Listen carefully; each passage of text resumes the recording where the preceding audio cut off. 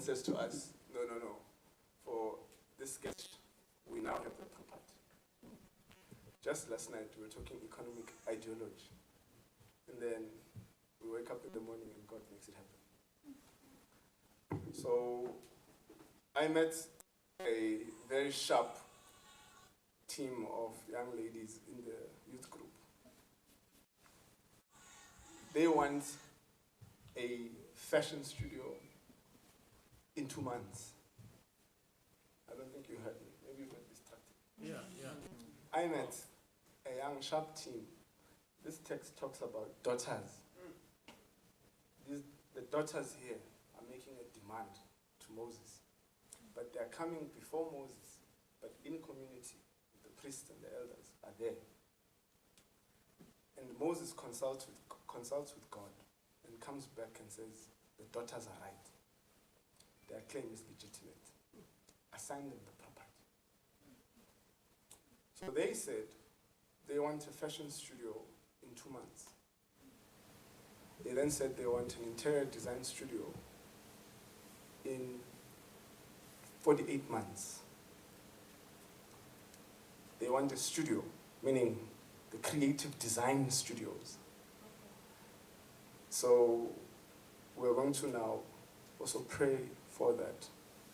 Because if they can't do the first thing, they will struggle with the rest. But now last night when we started, we were talking about economic ideology. Today, I want to tell you that we did meet around the campfire.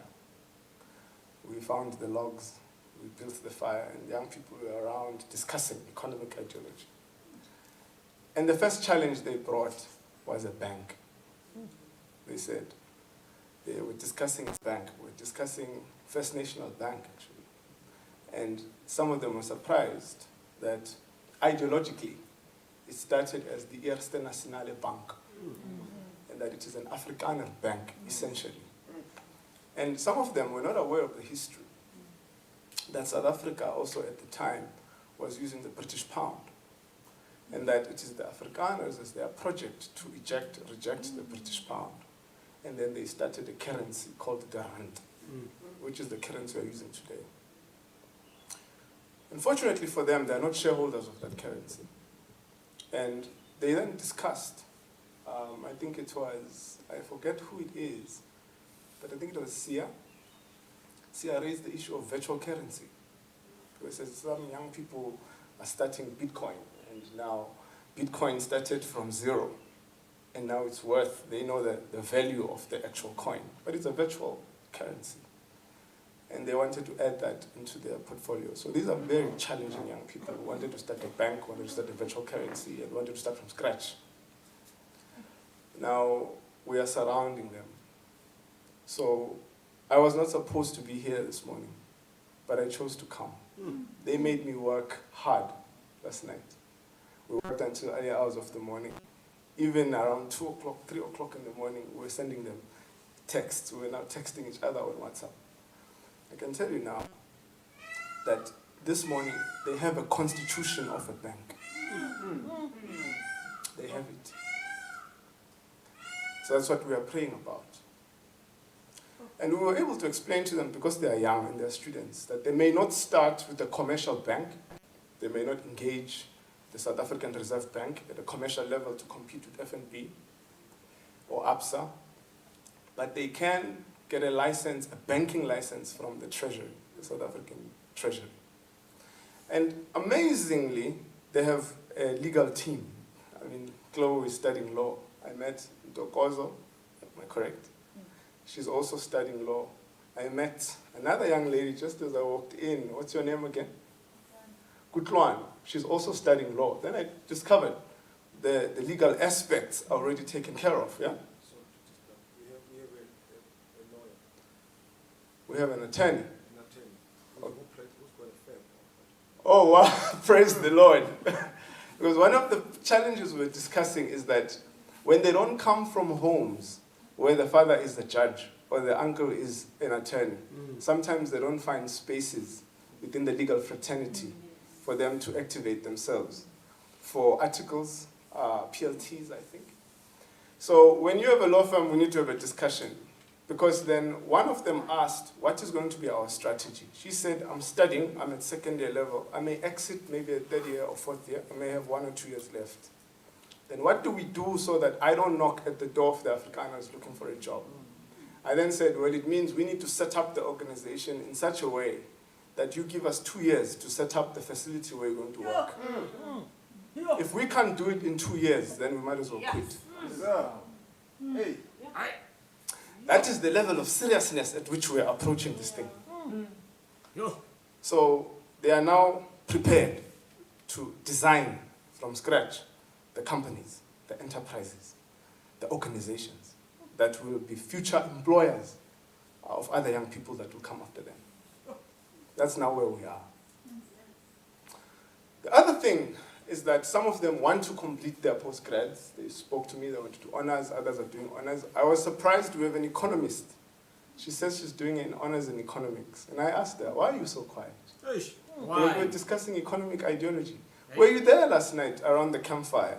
She says, yes, I was there, I was listening. She says, I'm quiet. But then we have agreed together that we'll commit our thoughts to writing. So these guys now have an academic club. Now, in this farm, there is a clubhouse. We are going to proceed, of course, with them after this, quickly for them to see the clubhouse, because that's where we are now going to have this discussion. I can tell you now that Chloe is the interim chair of that academic club. Okay.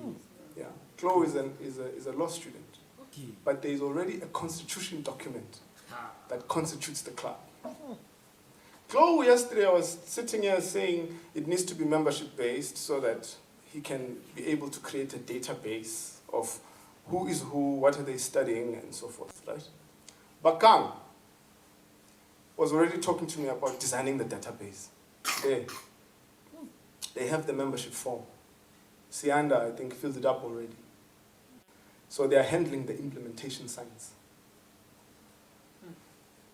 Those that talked to me about the fund, Chloe knows also. He has the constitution of the fund. So we're going to talk to Mondio Church to read it also, because we're going to invite them to discuss it. So the young people will now have organizations that are economic, that are ideological, that emerge. They will now plan business plans. They'll focus on what products are they going to offer, what services are they going to offer, at what price. They're going to project. Just when I walked in, I was introduced to an accountant. Where is he? No. Yeah, he's studying accounting. So which means immediately we could swing him to the other group and say, well, you're doing the financial modeling for the studio. And he was surprised that I said, you have 2 months. But you have less than 2 months, because in 2 months we have to execute the plan. So in a month, you need to work out the numbers, because you are the accountant for that project. That is what has happened in a very short space of time. Under the tree, you know, when I was talking to Billy yesterday, he was saying, you know what, we have land here, from here and even next door. And he was saying, yeah, I see the stables, but perhaps we can convert them into lecture halls. You know, Nkosi here, and the pastor here. That conversation was yesterday. This morning, they were meeting with Billy. They then came back to me, and they said, Fundis, we have the land. We are building the school. That is an incredible amount of grace from God. Trust me. Because he knows that when we first met, we first started the conversation. And look how fast God is moving. So no one can then make a claim that we don't worship an ideological God. No one can make a claim that our God does not care about economics. That God does not care about our financial well-being.